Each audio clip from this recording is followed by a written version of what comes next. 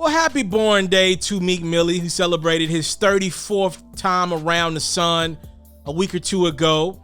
He had a huge party to celebrate his life in Miami at Club Live. We obviously know that Meek Mill had a no Tekashi 6ix9ine mandate. Tekashi 6ix9ine could not get into that party. I'm assuming Meek just wanted to make that clear to anybody. You ain't finna ruin my birthday. Well, apparently it was not just Tekashi that could not enter the festivities. This is an absolute shocker in the culture, ladies and gentlemen. It is being reported now by multiple outlets that Rick Ross, this is MMG CEO Rick Ross we talking about here. Apparently, he was denied entry into Meek Mill's party. I know this sounds wild. Ross and Meek have seemingly always had a good relationship. Meek is still signed to MMG. This is a big one.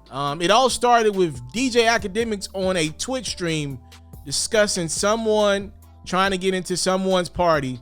He didn't say by name, but we'll come back with more. Check it out. Yeah, apparently Meek's trying to get out of his contract with Rick Ross and MMG. And I gotta be honest, MMG doesn't feel like a thing anymore. It just doesn't. Like, I don't know how that happened. Shout out to Wale, shout out to Ross, shout out to Stally and Meek. It doesn't feel like a thing anymore, bro. It feels like it's lost its juice. Obviously, most of these artists are now in their 30s. Ross is in his 40s, I believe. It just doesn't feel like a thing. It doesn't feel like a unit anymore, like when they first came out. And we obviously know things run their course. But for me, when I think Meek, I think the Chasers. That's what I think.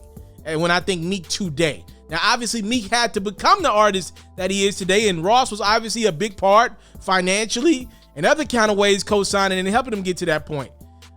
I don't know what has happened behind the scenes, but Bossip has confirmed that Meek Mill and Ross were the two people that DJ Academics and other sites have been kind of coldly talking about here over the last few days. I don't know what's going on there, but apparently Ross tried to go inside the party and Meek and some company was like, nah, bro, you are not wanted here until we figure out this contract situation, which, by the way, kind of explains some things with Meek.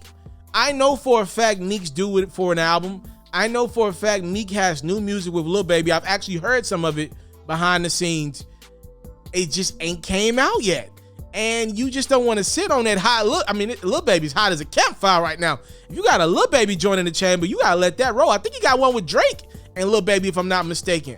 So I don't know, I don't even know how that one gets sorted out, but that is a bombshell. Apparently Meek and Rick Ross are not seeing eye to eye right now. And things like that happen. But you tend to believe that it wouldn't get to a point where Ross couldn't come to Meek's birthday party, though. You tend to believe things could get sorted out before it gets to that point. These are two grown men, adults. Yeah, that might tell you how bad it has gotten. If they couldn't even get in the same room to celebrate Meek on his birthday and whatever differences they had, wait till the next day to talk about it, that might tell you there's been some very uncomfortable conversations about contracts as of late.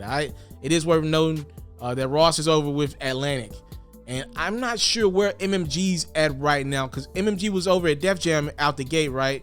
And then I think he pulled that bad boy over to Atlantic. Let me confirm that and I'll get back to the people on that one. But I do know that Ross himself is over at Atlantic today. I don't know where MMG's at still, though, to this day. Thank y'all so much for the time, love, and support. I don't take it for granted. Salute. I'm out. Catch full new episodes of FERRO's music-based platform every day only on YouTube at itsmrtaliaferro. You can also find clips, updates, giveaways, and more on Facebook, Instagram, and Twitter, also at itsmrtaliaferro. For all basketball fans, make sure you tune in to FERRO's daily highlights, reports, and commentary on YouTube at HoopsFerro.